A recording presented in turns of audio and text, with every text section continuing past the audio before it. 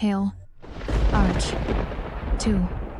3 words Clara Reyes would repeat to herself for the rest of that night, trying to make them mean something ordinary. She couldn't. She had cleaned too many floors to mistake what she was looking at. She had been sent to the private floor earlier than usual. Rainwater had slipped beneath a balcony seam, and the head housekeeper wanted the corridor clean before the men upstairs started complaining.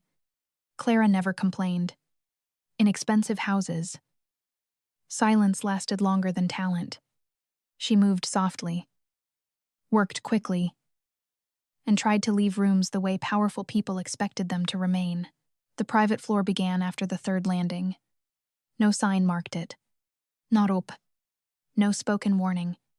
Only a change in the air, warmer under low amber wall lamps. Colder, where rain pressed flat against polished marble.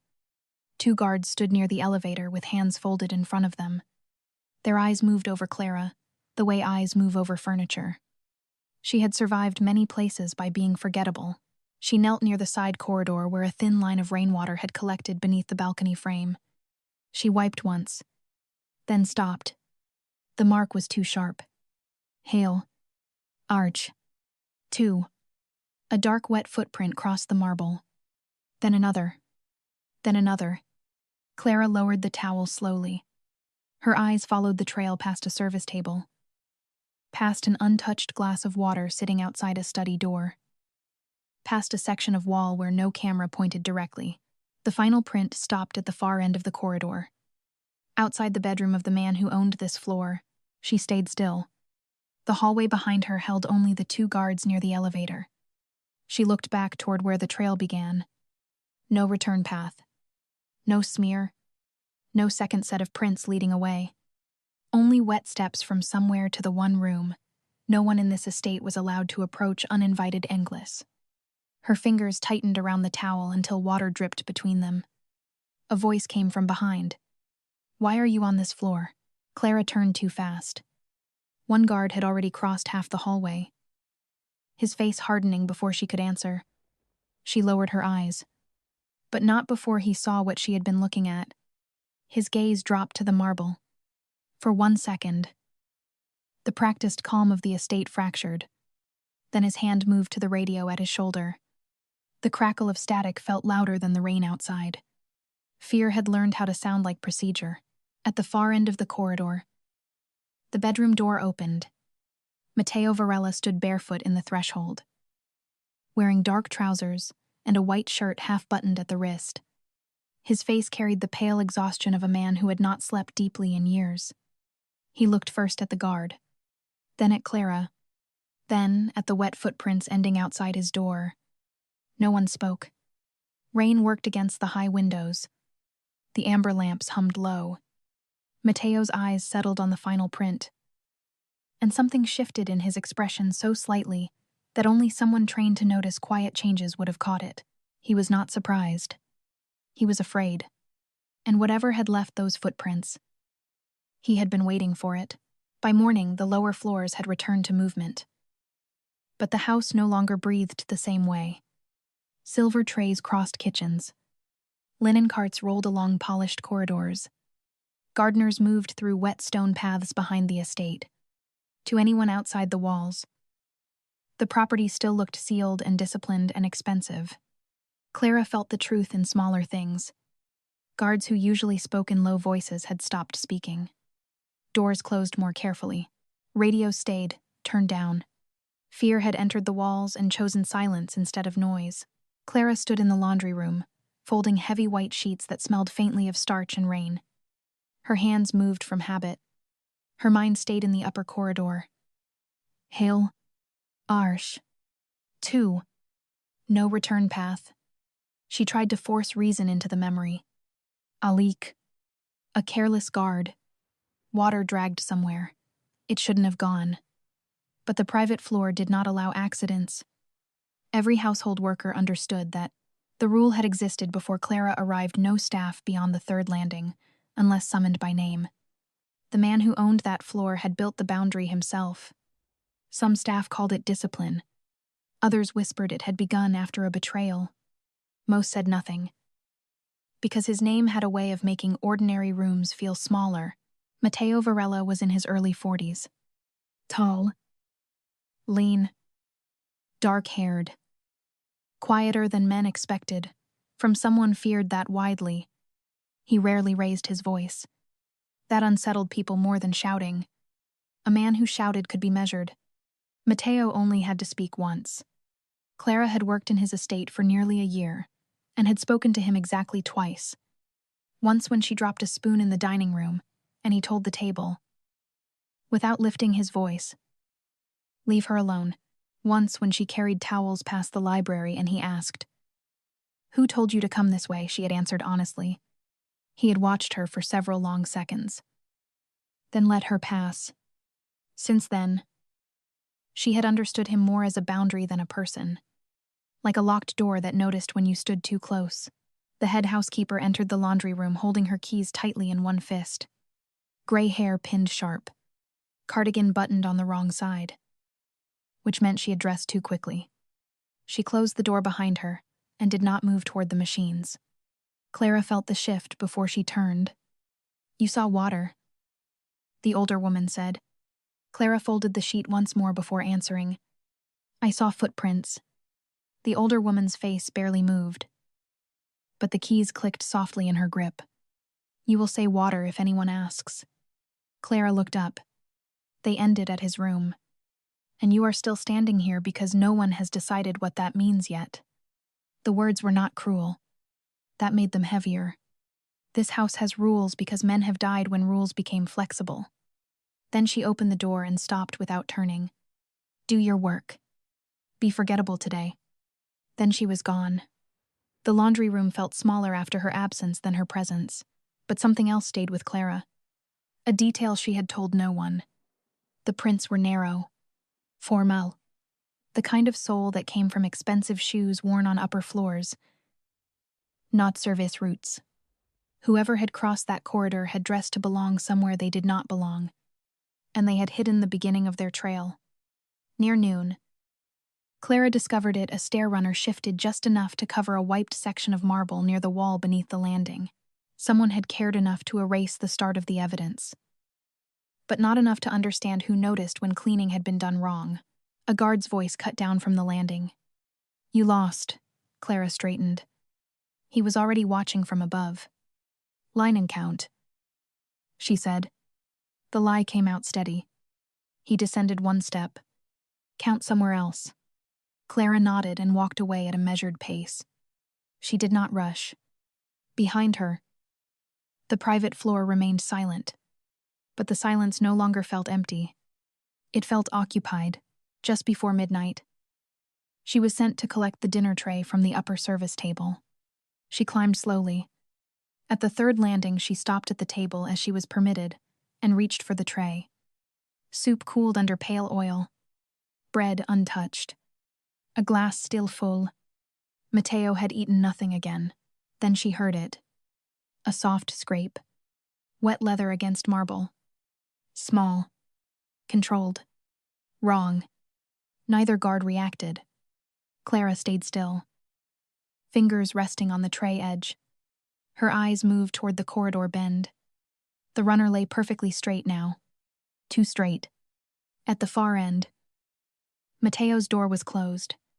No light beneath it. Then his voice came through the silence. Calm and flat. "Who is there?" One guard snapped toward the sound. The other moved his hand beneath his jacket. Clara did not move. Her eyes had dropped to the lower wall trim. A thin, wet mark was slowly spreading across the marble from beneath the baseboard. Narrow. Deliberate. Fresh. Her breathing slowed. In that instant, Clara understood what the first footprints had been trying to tell her. They had not begun in the hallway. They had entered it. And whatever had entered was still there. The guard closest to Clara moved first. His hand disappeared beneath his jacket as he stepped toward Mateo's door. The second guard turned sharply toward Clara, suspicion already looking for somewhere smaller to land. "Step back." She did. Slowly. The tray was still in her hands, soup shifting beneath its thin layer of cooling oil. Her eyes stayed on the wet line spreading from the baseboard. One careful inch at a time. No one else was watching it. The guards were watching the corridor. The corners. The visible threat. Clara watched the floor. Mateo's door opened before either man reached it. He stood fully dressed now. Face drained of sleep, and something older than fatigue. Who moved? One guard answered immediately. No one. Sir. Mateo's eyes shifted past him and settled on Clara. Then dropped to the thin, wet line bleeding from the wall. Leave the tray. She obeyed. The spoon touched porcelain with a small metallic sound that felt too loud for that corridor. Mateo crouched near the wall without touching it. The sight unsettled everyone more than anger would have. Men like him were expected to command danger. Not kneel beside it. There is a cavity behind this wall. The head housekeeper arrived within minutes. Cardigan thrown on. Keys in her fist. Old ventilation shaft. Closed years ago. Closed by who maintenance. The word landed heavier than it should have. Maintenance carried tools. Keys. Access. Invisibility. A guard leaned closer. Could be condensation. Clara looked at him before she meant to. He caught it. You disagree, she answered quietly. Condensation does not spread like a dragged line. The hallway went still. Mateo looked up from the wall and studied Clara differently. The guard stiffened. You clean floors. You don't inspect security. Mateo stood. She cleans this floor better than you watch it. No one moved. No one spoke. The guard's face flushed. Clara felt no satisfaction. Only the cold understanding that men corrected in front of lower staff often remembered humiliation far longer than truth. Mateo turned back to her. What else? She swallowed. The path of staying forgettable had closed. The stair runner near the landing was moved. Enough to cover damp marble near the wall. Someone had wiped the marble deliberately. Mateo's eyes sharpened. The first prints did not begin near an entrance. They began near the side corridor. There is no door there. Tools were brought. The painted seam in the wall had been hidden well, nearly erased beneath polish and molding. When the panel loosened, stale, damp air escaped. Metal. Dust. A narrow crawl space ran behind the wall. Tight, but usable. Inside were signs no gun could threaten. A scrape across lower wood. A bead of moisture. A black thread caught on a screw. Mateo lifted it carefully between two fingers. Fine. Dark. A slight sheen. Suit-grade cloth. Clara thought of the narrow, polished prints again. Whoever had crossed that corridor had dressed for upper floors. Not service routes. Close the house. No shouting followed. No alarms. Only radios. Lowered voices. Controlled movement. Guards repositioned. The estate tightened around itself like muscle around a wound. The head housekeeper touched Clara's elbow. Go downstairs. Mateo's voice stopped her. No. His focus remained on the open shaft. She stays until I know exactly what she saw. The words did not sound like trust. They sounded like containment. Clara understood the difference immediately. She had shifted from invisible to useful, and useful people in dangerous houses were watched more closely than enemies, standing near that service table with folded hands. Clara felt the full weight of what she had stepped into. She thought of her small room below, the clean sheets she folded every morning, the rhythm of ordinary work answering to nothing but touch and order. She had not wanted this. She had wanted to be forgettable again. But forgettable had turned out to have a price she had never been told about. And now, standing on a floor she was never meant to reach. She understood that someone had counted on her silence, had counted on every person like her to keep their head down and walk away. That thought was the one that would not let her go. Mateo made her recount everything from the beginning. While she spoke, he listened without interruption. That unsettled her more than accusation. When she finished, one guard said, She could have been coached. Mateo did not defend her. He asked. By who? The guard hesitated. Someone trying to move our attention away from visible routes. Mateo's tired eyes sharpened. You missed the wall. She did not. A senior guard named Rivas shone a light into the open shaft, connects to the east maintenance route. It should have been sealed below the second floor. Mateo's answer came low. Should have is how people get buried. Rivas looked at him, then at Clara, and in the amber-lit corridor with rain working against the high windows, Clara understood that she had just become someone who knew too much to go back to the room downstairs. She was moved that same night to a room near the inner hall, closer to the private floor than any maid had reason to sleep. Small bed, narrow dresser, one high window where rain dragged silver down old glass. She did not unpack fully. This was not comfort. It was placement. Guards who once looked through her now checked her face when she passed. She had not become important. She had become visible. That felt more dangerous. By morning, she was sent to the small sitting room outside Mateo's study. A low sofa. Dark shelves. One amber lamp warming only part of the room. The study door remained open. Through it, she could see his desk papers arranged with painful precision. A black phone. A silver lighter. A glass of water still untouched.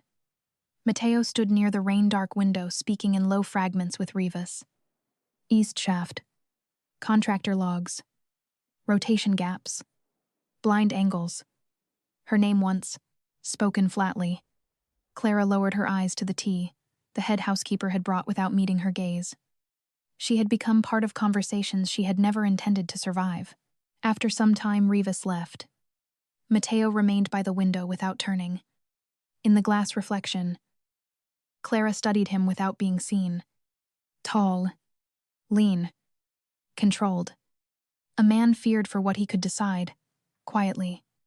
But under amber light and rain shadow, he looked less like someone built from intimidation, and more like someone who had been exhausted for years and had learned to carry it so well that most people mistook it for coldness. A fading bruise sat near his collarbone, just visible beneath the edge of his shirt. No one in that estate seemed permitted to notice he could also be damaged. You look at details too much, he said. Clara set down the cup. It is my job.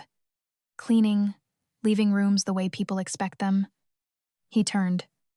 That answer had reached something. And when a room changes, then someone has either been careless, she said, or someone wanted the change missed. He stepped toward the desk. Not toward her. Still. The room tightened. You think someone wanted me to miss this? I think they expected your guards to watch outward. And expected staff to keep their heads down. Mateo looked directly at her. You did not. She almost said something lighter. The room did not allow it. I tried. Something faint moved across his expression. Recognition. Then it was gone. He lifted the untouched water glass and set it down again without drinking. Trying and surviving are different things. Clara answered quietly. I know. The silence that followed was heavy and measured. Then came the question that changed the room. Who are you loyal to? Clara's fingers tightened around warm porcelain. Loyalty inside houses like this was bought, inherited, threatened, or performed. She had none of those protections. To staying alive, she answered. Then, and to the truth when it stands where I can see it. The answer angered him slightly.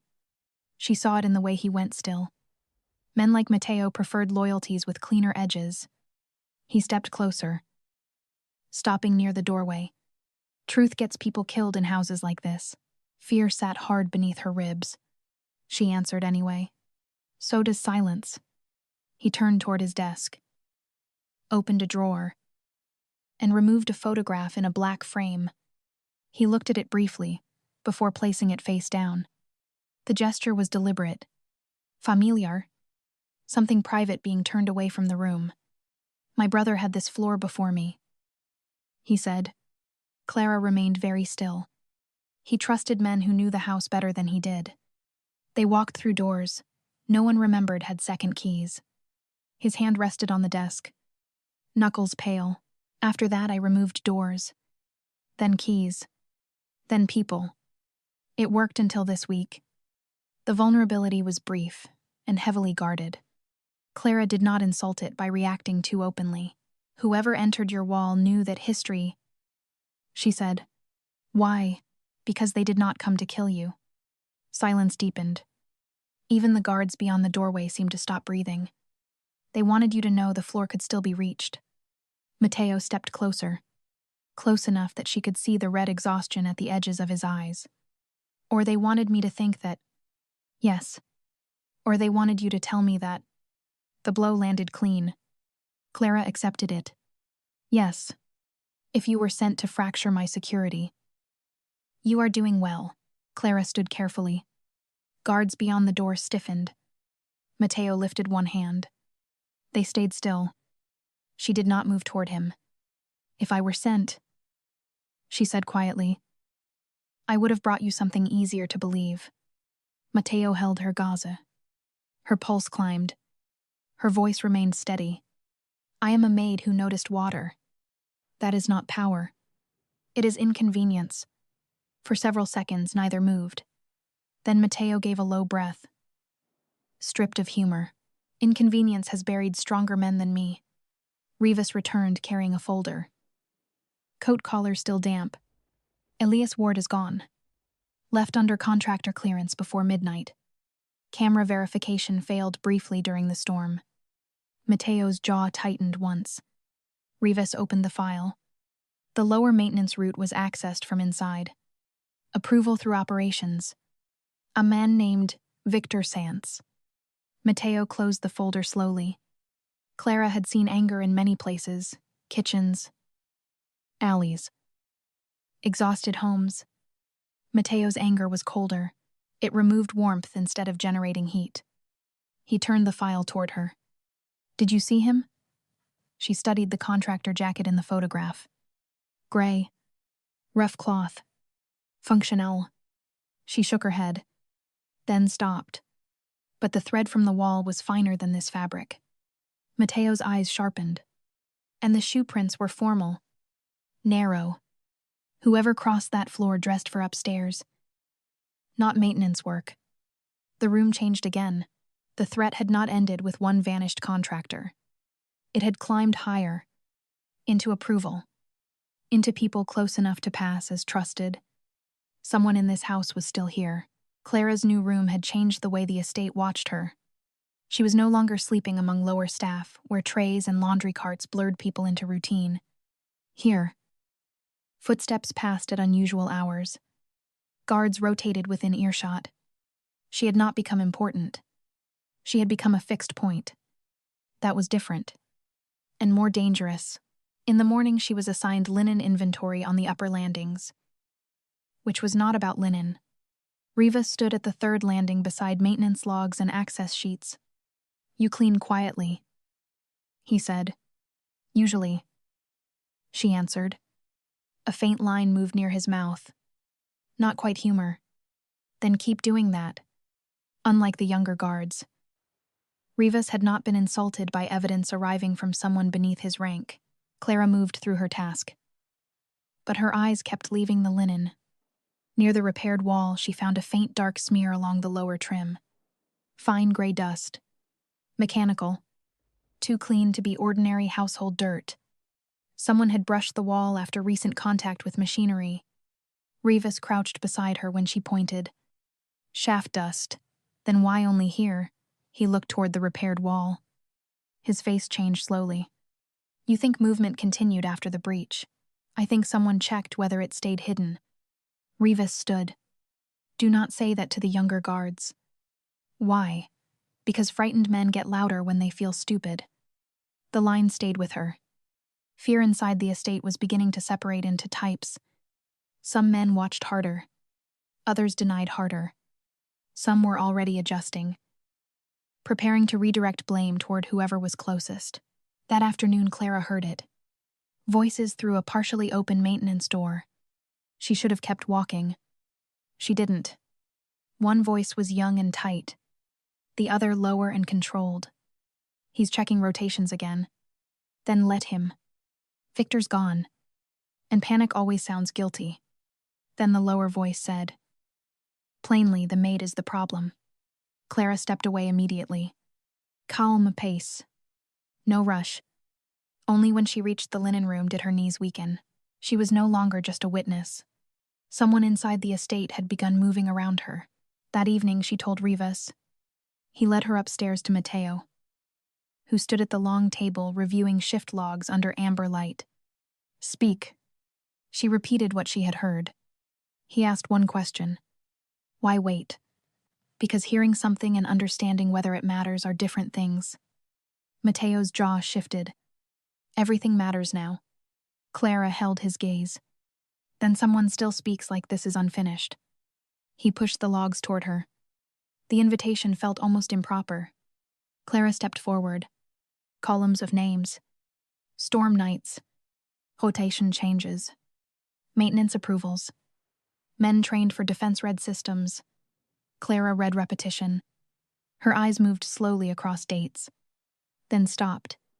A maintenance inspection repeated after specific shift changes. Sam route. Same sign-off. Victor Sanz. And always on storm nights. Whoever used the shaft moved when storms covered sound and when guards were rotating. She said. Rivas's shoulders tightened. Mateo straightened. Then Clara saw something older. Same pattern. 6 months earlier. Same east route. Same delayed shift sign-off. Her pulse changed. This started before the footprints. Months before, Rivas cursed under his breath. Mateo's face emptied of visible emotion. That was worse than anger. Someone had been testing access to his private floor, while the estate still believed itself untouchable. Why do you keep seeing what trained men miss? Mateo asked. Because they are trained to watch threats. I am trained to notice what changes after people leave. That truth stayed between them. Then the trap was set. Quietly. Revised maintenance clearance. A false route opened on paper. One guard rotation changed by minutes. Only through a selected internal chain. Clara was kept near the inner hall. She sat outside the study, hearing rain strike windows in slow measured rhythm. Hours moved carefully. Mateo stayed awake inside. Rivas monitored radio silence. Clara sat with both hands folded, eyes moving where guards never looked. Then she noticed it, a faint flicker beneath the study lamp. Power dimmed once. Returned. Did that happen before Calder frowned? Storm fluctuation. Clara stood. No. The east shaft connects through utility lines. Rivas's expression changed first. Mateo was already moving. Check lower power access. Rivas's voice came back through static. Panel breach. Fresh tool marks. They found no intruder. Only a loosened panel and a fresh black thread caught in a hinge. Fine. Dark. A slight sheen. The same suit cloth. Victor Sanz was gone. Vehicle missing. Office cleared. Phone left behind. Internal files partially wiped. Mateo closed his eyes once. Only once. Clara understood the wound. Betrayal had not climbed walls. It had walked through trusted structure. Mateo moved toward the service wall with 2 guards. At the doorway he stopped and turned back. His eyes found Clara where she stood across the room. Just looked. Then, to Rivas. Quietly, stay with her. Not a command about containment. Something else. Something that had not been in his voice before. Then he was gone. Rivas positioned himself near the doorway without explanation. Clara sat back down. The lamp cast steady amber light across the floor. Outside, rain worked against the high glass. She was right. And being right had moved her somewhere she had never planned to go. Mateo stepped closer when he returned. You asked me to test it. Yes. You were right. Relief did not come. Fear deepened. He asked, When you first saw the footprints, why didn't you walk away? She could have said duty. Hors courage. She chose harder. Because when I saw them at your door, I understood that someone expected someone like me to ignore it. Silence followed. Human. Dangerous. Mateo's face softened by almost nothing. Then, control returned. Victor is moving because we forced movement. Seal West roads. Quietly. Then, looking at her. And from now on you stop deciding alone when danger belongs only to you. It sounded like warning, but something quieter had begun to move beneath it. She did not yet have a name for it. She was beginning to recognize the shape. Victor Sands ran before sunrise. By dawn, his sedan had been found abandoned on an eastern service road beyond the ridge, half hidden behind wet cypress and dark stone. Rain slid across the windshield in slow silver lines. The driver's side door sat slightly open, as if he had stepped out fast and never looked back. No blood. No body. No wreckage.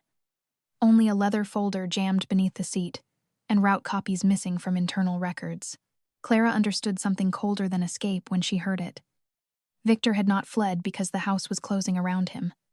He had fled because someone inside it had finally moved faster than fear. She heard fragments through the morning. Clipped footsteps. Low kitchen voices. Victor had emptied part of his office. Left duplicate access copies. Stored maintenance approvals linked to the east shaft. He had not been trying to kill Mateo during the early breaches. He had been measuring routes, timing silence, selling the knowledge that the floor could be reached to whoever was willing to pay for that kind of fear. The head housekeeper found Clara near the inner corridor window, where rain blurred the courtyard lamps into trembling gold. "It is ending," she said. Clara kept her eyes on the gates below, or changing shape. The older woman was quiet for a moment. Then her hand rested briefly against Clara's shoulder. Rare. Human. Restrained. Then remember how to remain small when powerful people begin feeling grateful. That warning carried more truth than comfort. By afternoon, Mateo returned. Wet coat. Mud at the edges of his trousers. Sleepless eyes sharpened by contained cold. Clara returned to folding linen just to remind herself that some things still answered to ordinary touch. Then Rivas came. "He wants you upstairs." Now. The climb to the third landing felt unlike every other time she had approached it. Guards stepped aside before she spoke. No scrutiny. Only quiet permission. The private floor had once existed as rumor. Toute distance. And threat. Now she entered it fully. Quiet marble. Dark wood. Glass holding pale rain reflections. The corridor smelled faintly of old paper. Cooled coffee. And metal from recently opened wall seams. Mateo stood beside the long table where recovered files had been arranged with severe precision. He did not tell her to stop at the threshold. "Come in." 2 words heavier than gratitude. Clara stepped forward. Her shoes touched polished floor. She had previously known only from cleaning it in the early morning dark, before anyone arrived to see her. Rivas left without being told. Mateo pushed the leather folder toward her.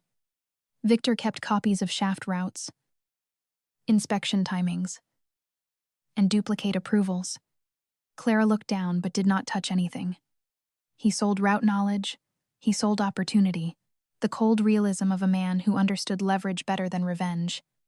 Killing Mateo would have started war. Reaching his private floor created fear.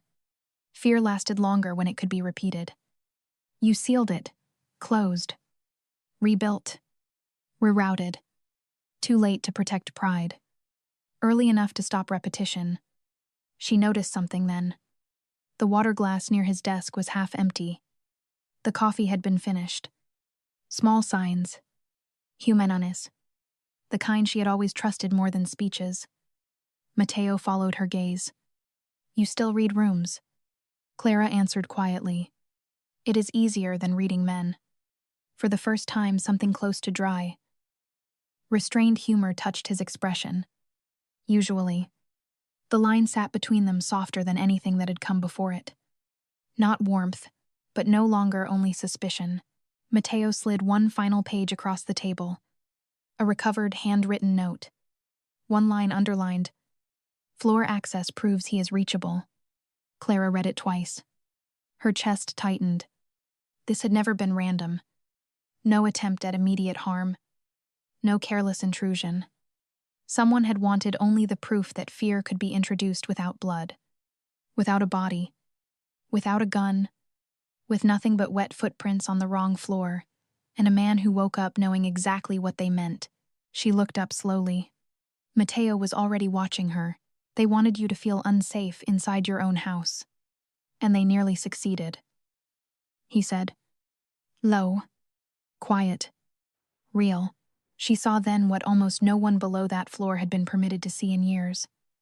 Not the man who commanded and decided and removed people from his life the way he removed doors.